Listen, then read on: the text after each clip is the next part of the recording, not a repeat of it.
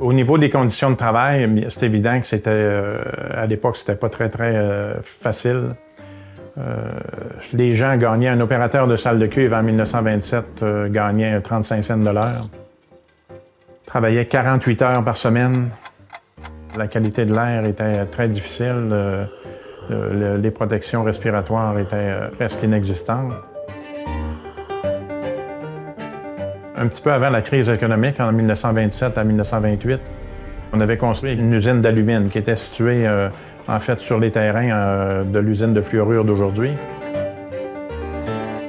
L'usine d'alumine produisait une alumine de mauvaise qualité. C'était un procédé à sec.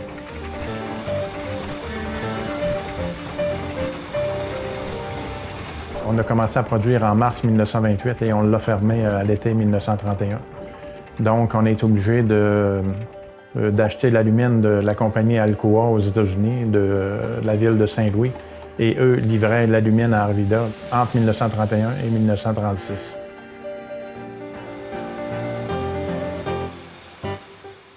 La compagnie avait décidé de construire une centrale hydroélectrique qu'on a appelée Chute à Caron sur le Saguenay. La construction a duré un petit peu plus de 3 ans, de 1928 à 1932. Ensuite, en 1929, on a eu la crise économique qui a amené une diminution des ventes de l'aluminium. Donc, à partir de ce moment-là, on a été obligé de fermer quelques salles de cuivre. De 1930 à 1935 environ, sur les 4 salles de cuivre, à un moment donné, on en avait 3 de fermées. Par la suite, ça variait un petit peu en fonction des commandes. Diminuer le nombre d'employés, passer de 1600 à 400 employés. Au lieu de faire des quarts de travail de 8 heures, on faisait des quarts de travail de 6 heures. La raison, c'était pour garder le maximum d'employés à l'usine, parce qu'à l'époque, il n'y avait pas d'assurance chômage, il n'y avait pas d'aide sociale, et lorsque les gens perdaient leur emploi, souvent quittaient la ville et allaient se trouver de l'emploi ailleurs. La ville, on a passé de 2700 personnes à 1800 personnes. Donc, les horaires de 6 heures permettaient de garder plus de travailleurs lorsque la reprise reprendrait. Un petit peu avant la Deuxième Guerre mondiale, les commandes avaient augmenté.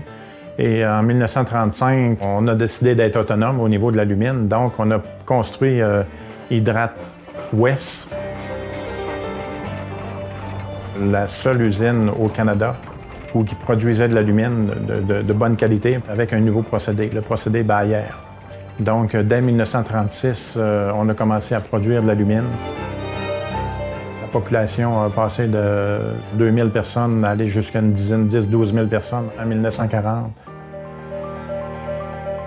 En 1937, on rajoute 2 salles de cuivre, la salle de cuivre 24 et 25. La production d'aluminium a débuté en 1938. Ce qui permettait à l'usine de penser à un agrandissement aux besoins en fonction de la demande.